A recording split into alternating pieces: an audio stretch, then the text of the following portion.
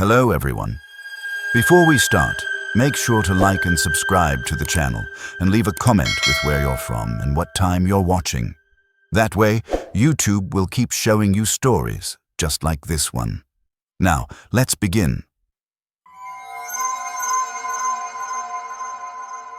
I've been driving trucks for over 20 years. Cross-country hauls, overnight loads, endless hours along frozen roads. I've seen my share of strange things on the highway, but nothing ever stuck with me like what happened near mile marker 212, somewhere between Denver and Omaha. Every winter when I run that same route, I still turn down the radio before that stretch. I can't help it. It was around mid-February. The forecast warned of light snow. Nothing serious. But by the time I crossed into western Nebraska, things turned bad faster than I expected. The wind began to howl across the plains, and the snow came down thick enough to bury my headlights. Visibility? Maybe 15, 20 feet if I was lucky. I slowed down to 30, keeping both hands on the wheel as the wipers struggled to push the ice away. The interstate was deserted. No taillights, no oncoming trucks. It's strange how fast the world can shrink when the snow gets heavy. It felt like I was driving inside a tunnel of white noise. Eventually, the snow got too thick. I couldn't see the road lines anymore, and I figured I'd be safer pulling over until it passed. I saw the green sign for exit 212 flash through my fogged windshield, so I eased off the gas and coasted onto the shoulder. Blizzard conditions were sweeping across the highway. Wind pushing snow sideways, the whole world reduced to static. I parked, turned on my hazards, and picked up my CB to let anyone nearby know I was off the road. Most nights, chatter fills the airwaves. Truckers joking, warning about cops or accidents ahead. That night, the radio was dead quiet. No one else out there, just the hum of my idling engine. After maybe half an hour, I noticed something through the windshield.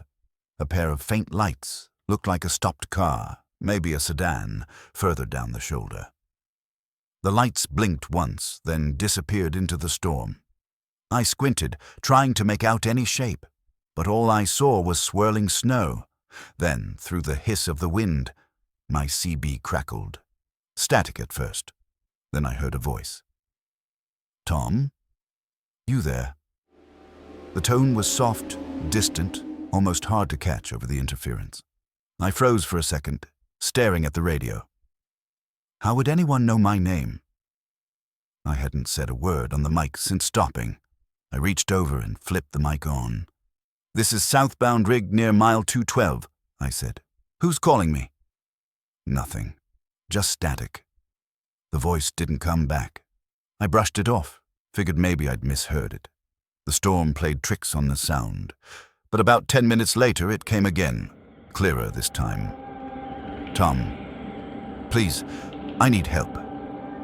It was the same voice. Calm but strained, like someone out there whispering my name into the wind.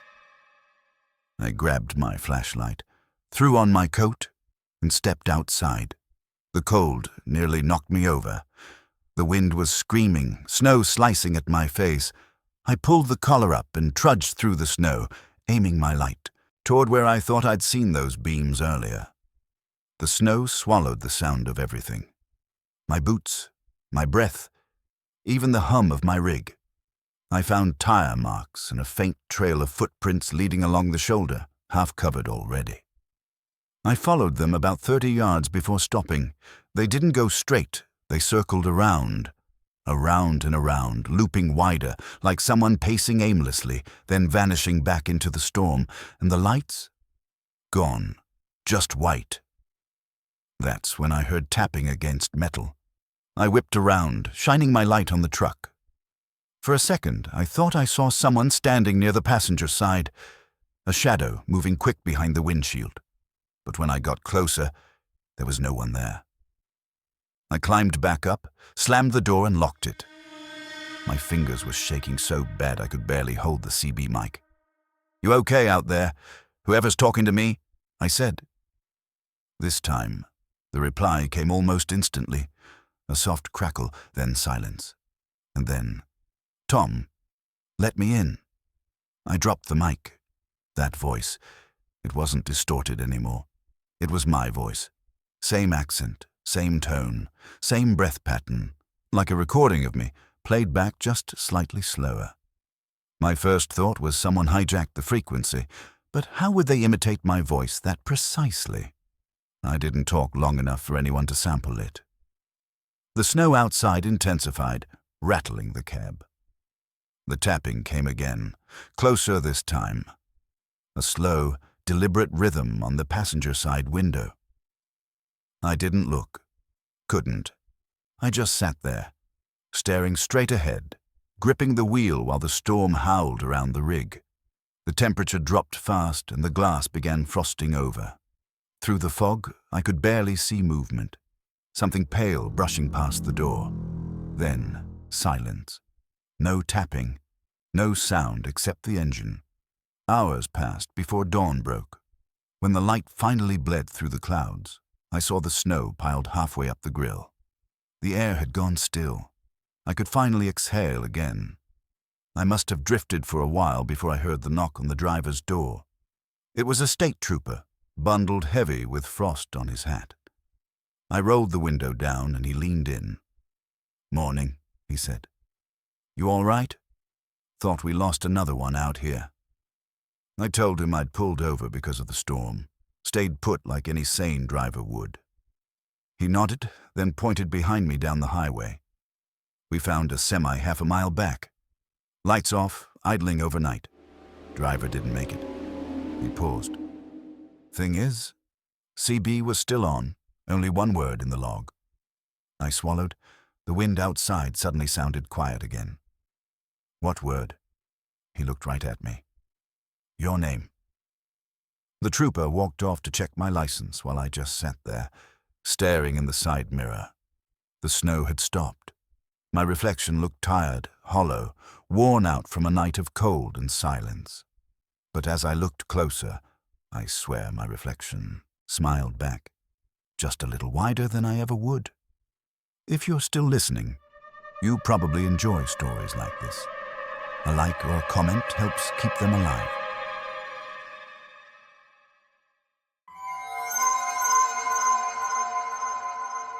I was heading back home to upstate New York for Christmas last year.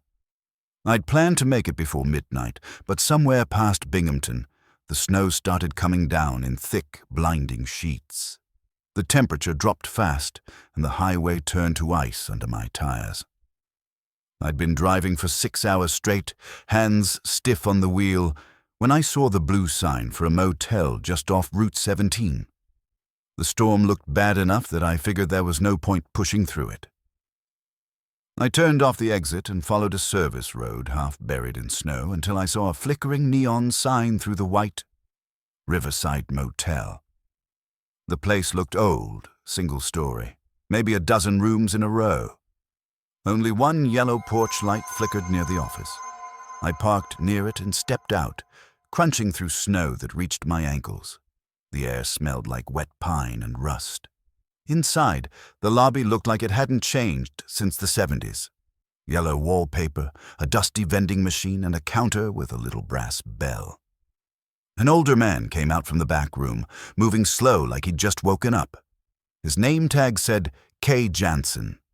He smiled politely but didn't make eye contact. "You picked a bad night for traveling," he said. His voice was oddly flat, like he was repeating something rehearsed. I told him I just needed a place to crash till morning. He handed me a key, an actual metal key on a red tag that said Room 6. "You're lucky we still had one open," he muttered, even though every parking space out front was buried in untouched snow. The room smelled stale when I opened the door, old smoke and something damp. The heater rattled when I turned it on, barely blowing air. I drew the curtains tight and changed into sweatpants, ready to collapse. But just as I sat down, I heard slow, deliberate footsteps above me, which didn't make sense. The motel was one story. I froze, listening. The footsteps went from one side of the ceiling to the other, then stopped. I called the front desk. No answer. Tried again. Still nothing. I told myself it was probably pipes, maybe wind in the roof. An old building groans in weather like that, but when I tried to sleep I heard it again. This time closer, like someone pacing right above my bed, heel to toe. At some point, I must have dozed off, because I woke up to a soft knock on my door. Not angry or loud, just polite, rhythmic knocks. 3 of them. I glanced at the clock. 2:37 a.m. I pulled back the curtain a little, but the porch light was off. Total darkness outside. "Yeah?" I called out, but no one answered. After a long pause, there came another 3 knocks. I cracked the door an inch. No one was there, just falling snow. The wind picked up and I saw footprints leading from the next room over to mine. But there was no door to that unit, just a boarded-up window. That made my stomach turn. I slammed the door, locked it, and dragged a chair under the knob. Then I saw something on the floor near the heater vent, a hotel receipt, printed but faded. It had the date December 21st, 1996. The name on it was my mother's maiden name. That didn't make sense at all. My mom died before I was even born. I didn't sleep the rest of the night. When the snow finally stopped around 8 a.m., I went to turn in the key. But the office was empty. The lights were off, door wide open, footprints leading out into the snowdrifts. 2 hours later, after making my way back to the main road, I stopped at a gas station for coffee. I mentioned the motel to the clerk. He frowned like he hadn't heard that name in years. That place? Riverside? They shut it down back in '97, after that blizzard. Owner went missing with 2 guests. Never reopened. I told him I stayed there last night. He just stared at me like I was joking. When I looked back in my mirror as I drove away, I saw that old man's key tag sitting on my passenger seat, room 6. I swear I left it on the counter.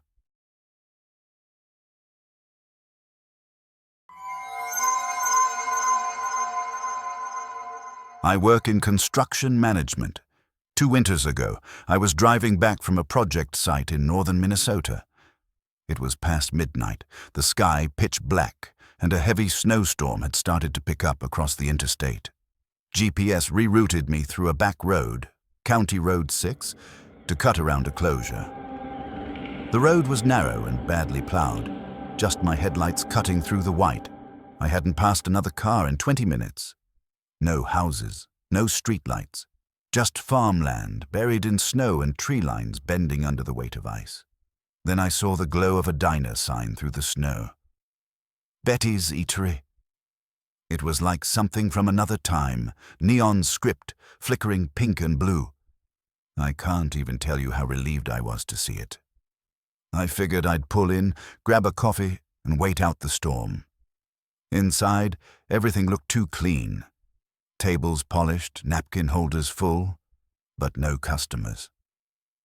Behind the counter stood a woman in a powder blue waitress uniform, blonde hair in curls, smile just slightly too wide. "Evening," she said, sliding a mug toward me before I asked. "Cold night out?" Her voice was calm, rehearsed.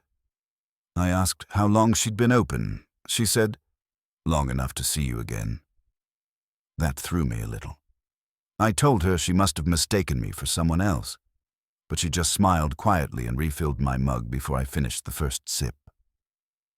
The coffee was hot, but it smelled faintly metallic, like old pennies. Over by the jukebox, an old country song started playing on its own. The record crackled, slow and nostalgic. It was the same song my late wife used to hum while cooking dinner. My chest tightened. The waitress tilted her head, watching me carefully. "You shouldn't have left her," she said softly. "Not that night." I froze. There was no way she could have known what I was thinking about. I asked her what she meant, but she was gone. Just gone. No door creak, no footsteps. All of a sudden, the diner lights dimmed. The sign outside flickered out, leaving me in half darkness. I rushed out the front door, my boots crunching through snow. and saw my truck buried halfway up the tires. The storm must have gotten worse. When I looked back at the diner, it wasn't there. Just an empty field and trees swaying in the wind. I jumped into my truck, locked the doors, and called Highway Patrol. They told me County Road 6 hadn't been open in years, closed after a fatal pileup wiped out a gas station and diner. The woman who owned it had died that same winter. When rescuers found me at dawn, I was slumped over the wheel, engine dead, radio still on, playing that same song, perfectly clear in the static.